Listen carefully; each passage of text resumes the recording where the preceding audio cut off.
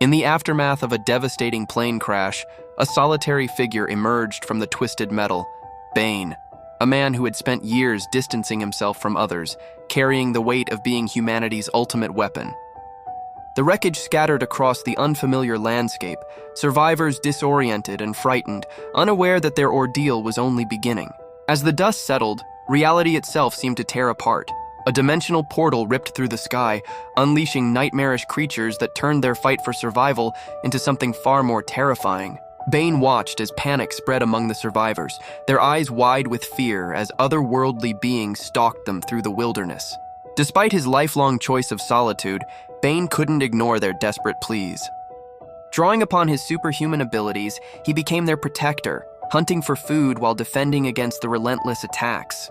His movements were precise, calculated, each action fueled by powers few could comprehend. But the odds were staggering. These creatures, these beings from beyond our dimension, possessed strength that would make armies tremble.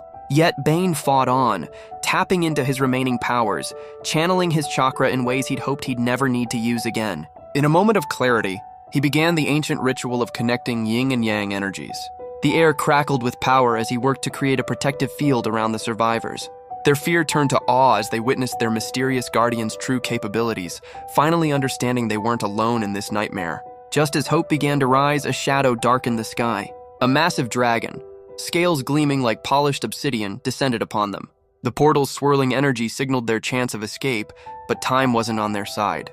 As the dragon's maw filled with flames, Bane made his choice.